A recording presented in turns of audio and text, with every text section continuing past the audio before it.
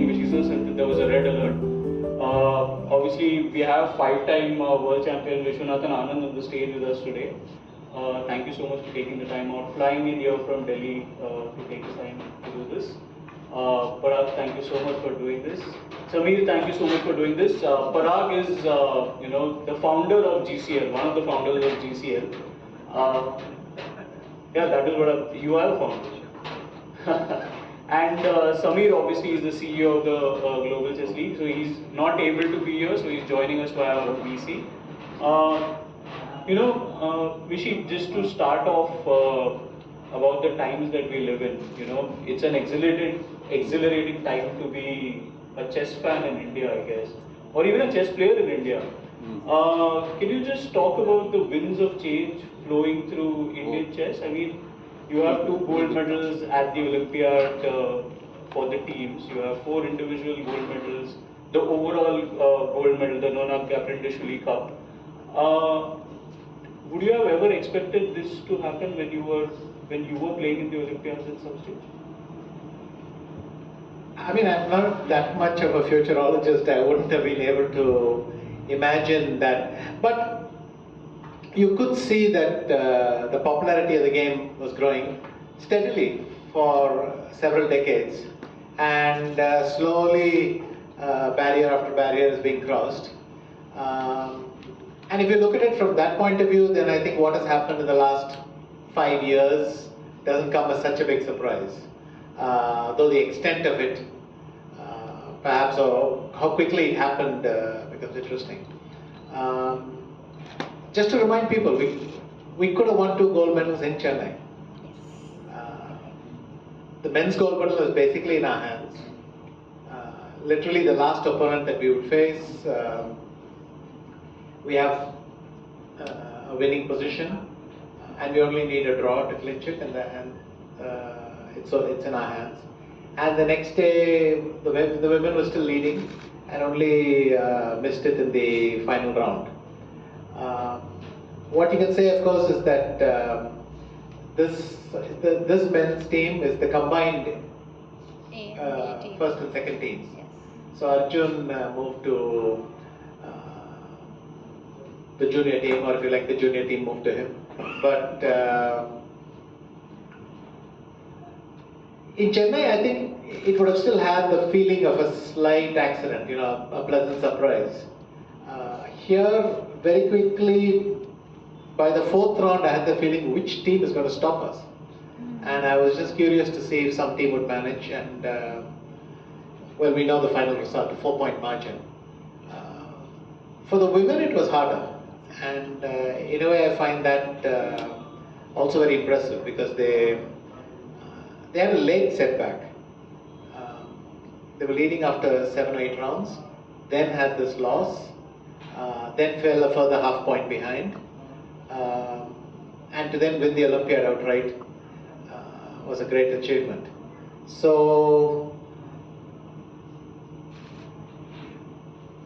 I wouldn't have predicted a lot of the things that started from last year, that we would have 3 candidates in the men's and 2 in the women.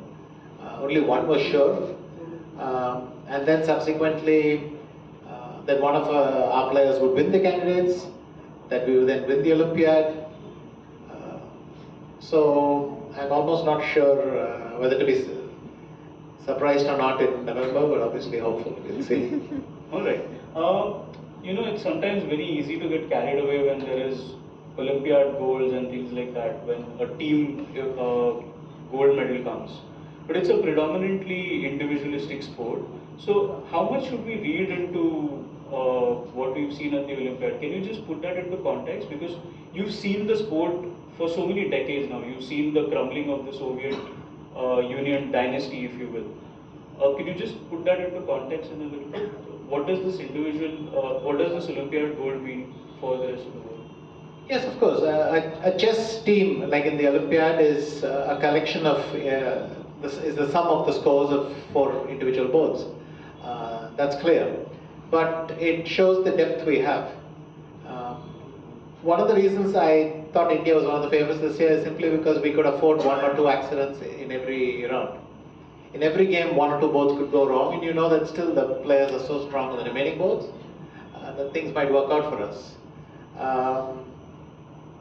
Now, I try to be realistic and imagine that in future Olympiads it won't be this easy, that this was in fact a high water mark.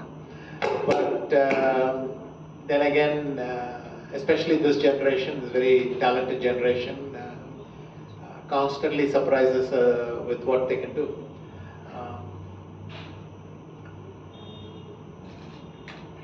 It's difficult to do a big picture. I have this feeling that always things will revert to the mean, but they surprise us constantly. Great. Sameer, thank you so much for joining us from Delhi, I believe. Sameer, I wanted to just, because Global Chess League is something that is helping us put this panel together, I wanted you to kind of come on board and tell us a little bit about the Global Chess League in itself. Why this league? What does it hope to accomplish in the next few years? Thank you. First, thank you for having me here, and my apologies for not being able to make it. I don't know if you know, I have Vishy Anand sir will tell you, I had a long-standing relationship with SGFR. So you do. That is something that now, about Global Chess League, the pride and joy. Chess, as you know, is extremely popular. We did a study some time back, and they had 600 million people who know chess or follow chess. There is a huge popularity. It cuts across race, it cuts across gender, it cuts across age. You can easily find an 8-year-old playing against an 80-year-old also, if that case be. Now, with such popularity, what was missing was something that not just playing, but also viewing. We had started seeing green shoots of people interested in viewing games. YouTube views of some of the games were touching 20, 30, 50, 90 million views also for games. So there was this interest in amongst fans that they don't only want to play, but they also want to view. And also with the COVID and things came in, people started viewing this a lot online, and things like Queen's Gambit further brought interest into chess.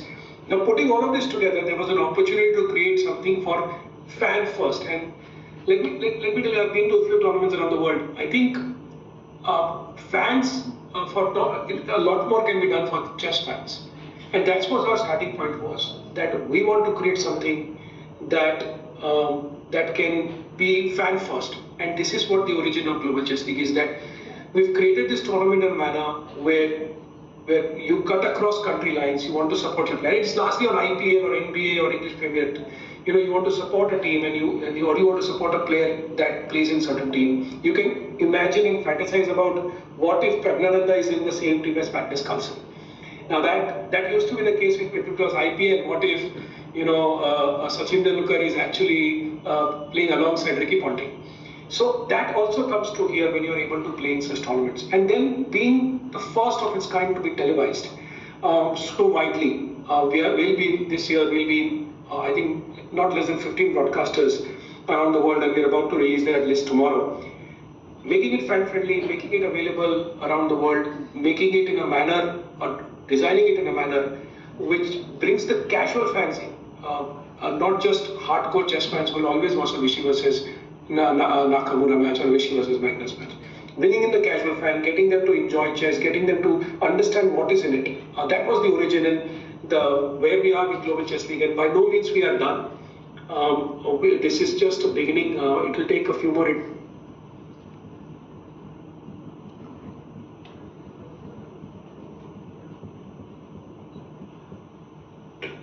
Alright, we seem to be having.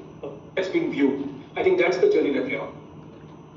Great. Parag, just to come to you, I wanted to understand from your perspective this Olympiad success that we've had. He's already spoken about, there was interest in casual fans, there were a lot of people watching YouTube videos, all of that. We knew that there is interest.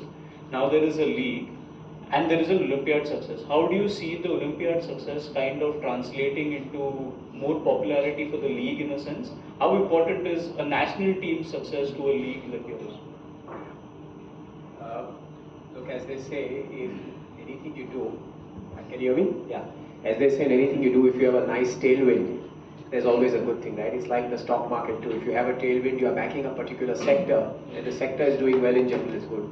I think what we just got to see, this week was unbelievable because it was that inflection point. First time, men's, women winning simultaneously.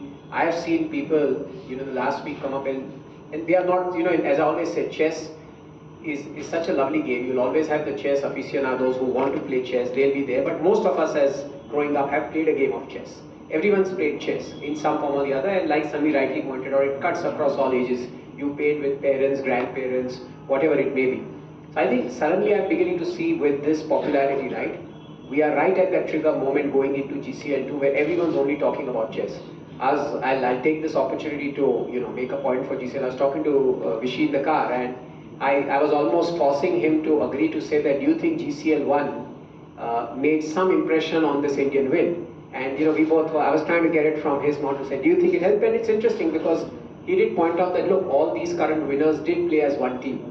And in a sense, having them in a room together, thinking, like you started off saying, it's an individual and sport. Magnus Carlsen. And with them, and you've got great mentors like Vishy Anand. Look, we all grew up only knowing Vishy Anand for 30 years, right? And now, like you said, there are 85 grandmasters. Vishy continues to be a great mentor to all our youngsters, all the top players today. So I think having them in the same room, learning, guidance, it is about, you can make a few wins. Again, another point, Vishy, I'll take the liberty. I was asking Vishy, where do you think India team is? Has it peaked? And he made a great point. He said, this is only the beginning.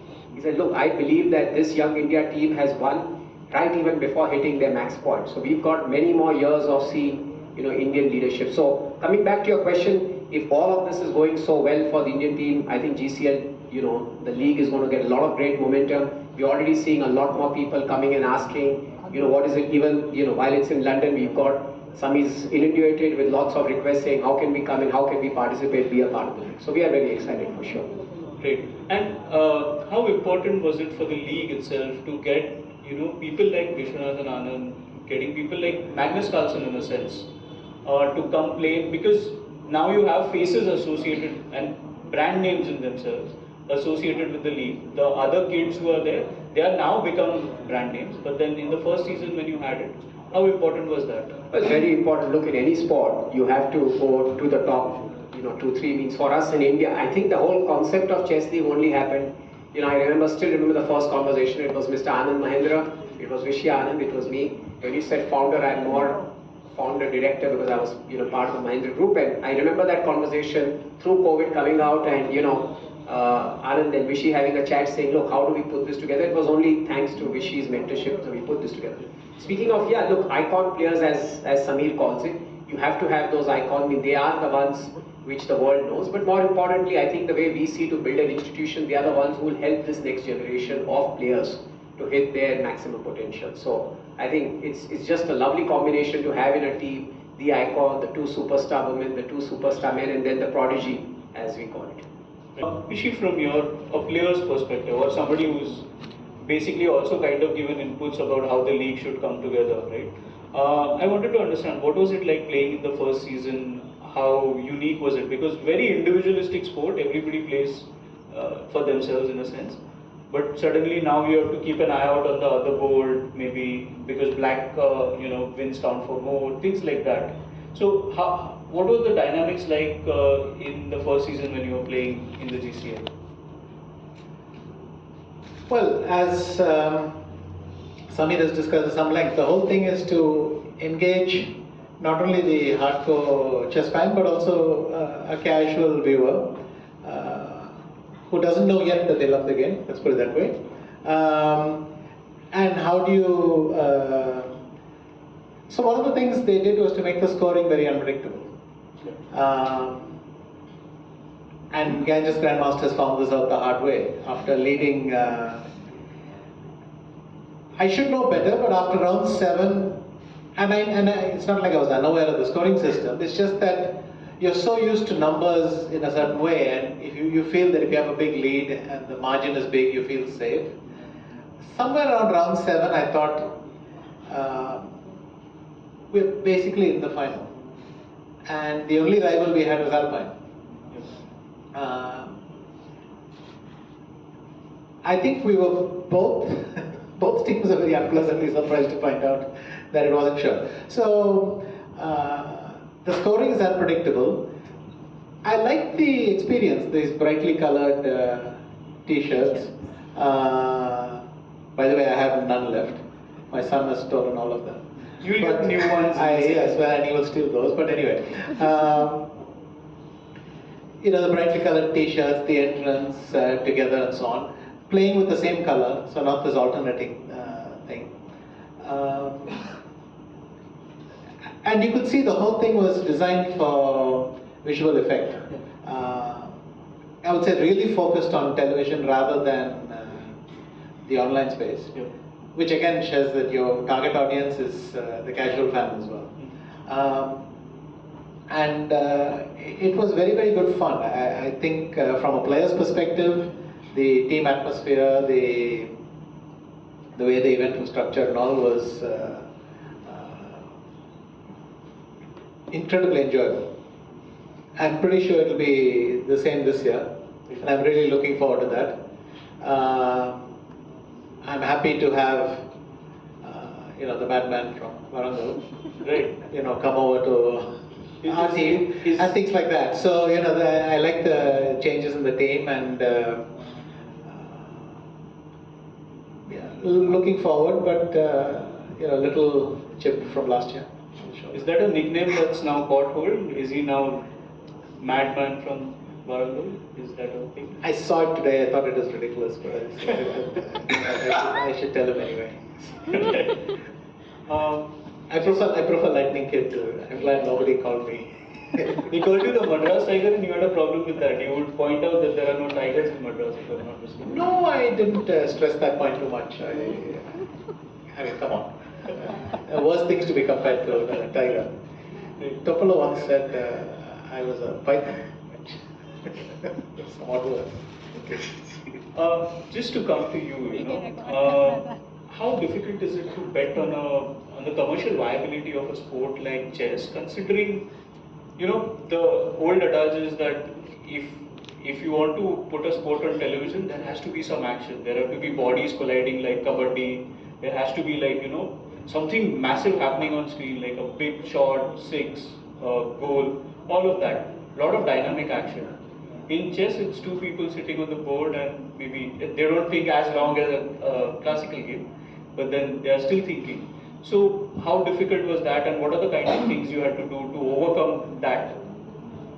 Well, that's a great question, and Sameer, do chip in. So of course we are used to the live action sport, but if you think about it, a couple of weeks I was watching golf, right? That's not necessarily live action, but people watch it. Yeah. I remember when KBC came out, people were asking, right, that it's a quiz, how would it work? And you know what happened to the rest? The rest is history.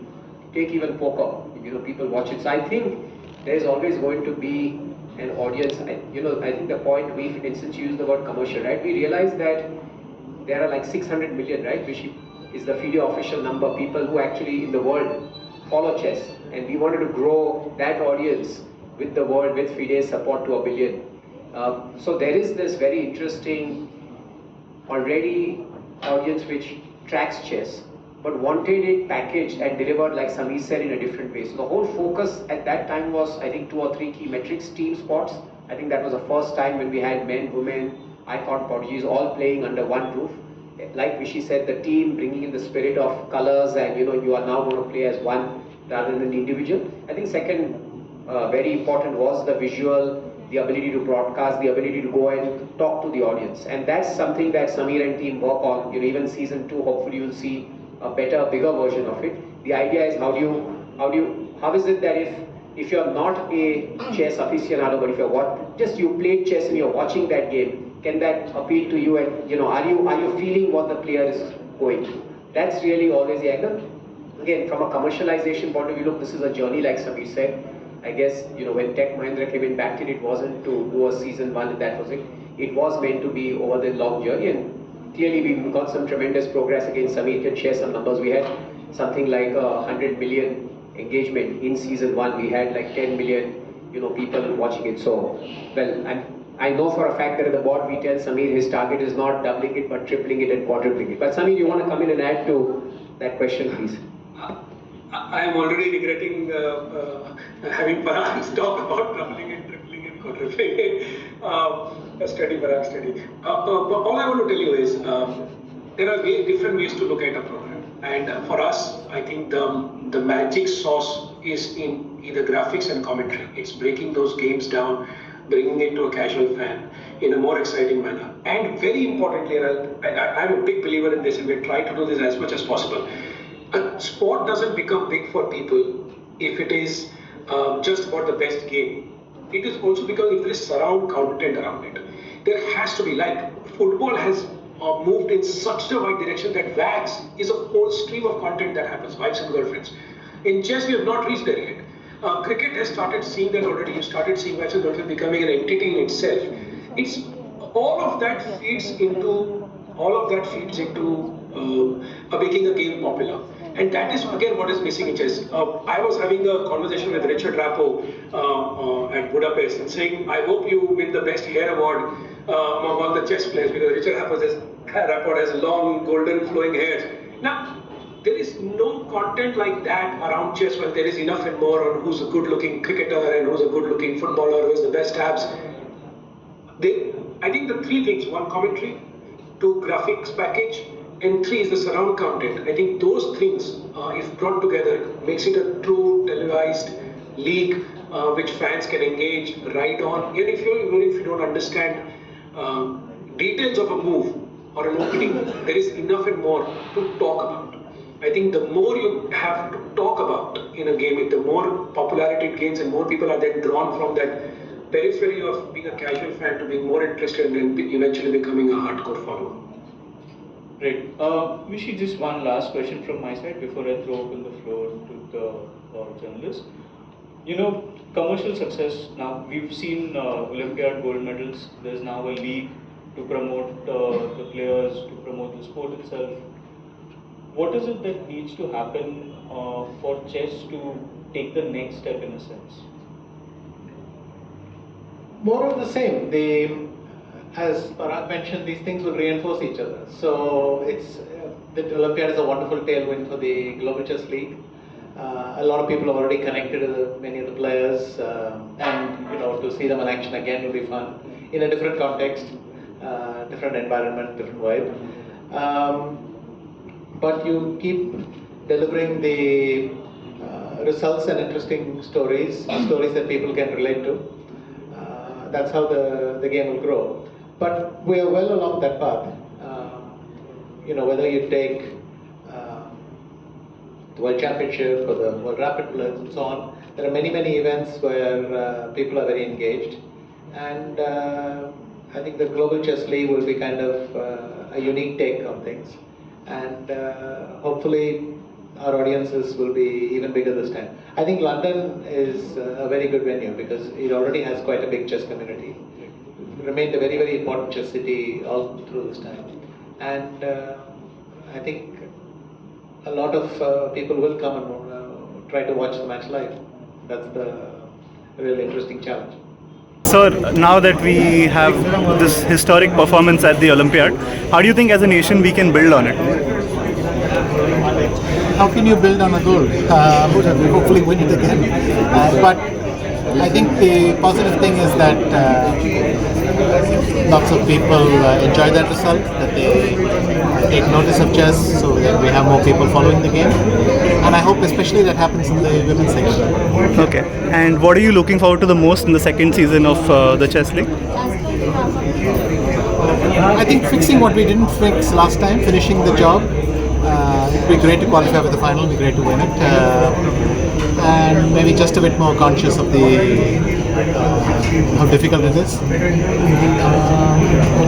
But yes, it's nice to be in London. I know it'll be a great chess city, and I think the atmosphere will be fantastic.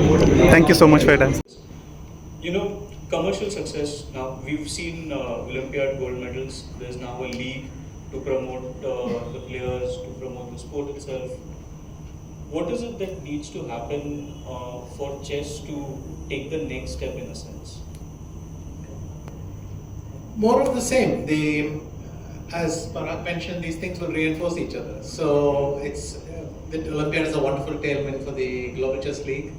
A lot of people are already connected to many of the players, and to see them in action again will be fun in a different context, different environment, different vibe. But you keep delivering the results and interesting stories that people can relate to. That's how the game will grow. But we are well along that path. Whether you take the World Championship or the World Rapid Blitz and so on, there are many events where people are very engaged. And I think the Global Chess League will be kind of a unique take on things. And hopefully our audiences will be even bigger this time. I think London is a very good venue because it already has quite a big chess community. It remained a very important chess city all through this time. And I think a lot of people will come and try to watch the match live. That's the really interesting challenge. Okay. I wanted to add one thing. I think it was in today's press, since you asked about commercial, I think suddenly it was front page where they said that brands are chasing chess players now, which is exactly the sign of what you said. It's a great, means you know that when commerce is chasing that spot, you know that it is on the right path. It literally, I think front page on one of the newspapers today when I picked it up. So I guess I'm sort of flattered, yeah. I won't pretend no. There was a nice moment also after the Olympiad win where the players, Vidhi basically handed you the trophy and asked you to kind of raise it. That moment was also special for you? Yes. Somehow they've been passing the trophy around and that I could get my hands on it as well was very nice. But the whole thing was very nice, just putting the medal for, actually only 3, Judith and me split the work. But 3 and 3 in both teams, yeah. But the whole thing was very nice. But second time in a row. I already did it in Chennai, except the medal was different this time. All right. That's one thing to. Congratulations to the entire team for making the season 2 more grand than season 1. My question is going to be to Parag sir and Sameer sir that what does it mean to have icons joining in from cross sports like Ravichandran Ashwin this time in this season, and that also coming in with Hikaru Nakamura as one of their icon boards. So what does it mean to the season 2 and to GCL as a bigger picture? Yeah. Sameer, over to you. Thank you. So again, it goes back to what we had originally been saying, that chess is extremely popular. And it doesn't mean that it is popular among a certain socio-economic class.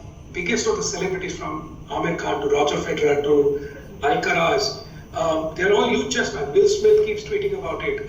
There are enough and more, and one of them was Ravichandran Ashwin. And again now, we see an opportunity. John Abraham apparently is a big chess fan as well. And so we are seeing now that there is an opportunity like GCL, and I'm sure hopefully there will be many more, because it will not only be GCL that thing. GCL is one, hopefully, among the many things that will help fire the commercial engine. It will not only bring in these, it will also bring in other kinds of people from different walks of life. We already have people such as Mr. Ronnie Screwvala,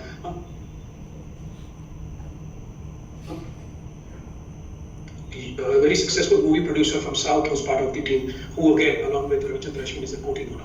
So it will draw in, successful people from all walks of life. I'm so delighted to have Ravichandran Ashwin as a co-team owner, and hopefully he's among the list of a long list as this concept becomes more popular, and as we become and we expand our own franchises to multiple more teams.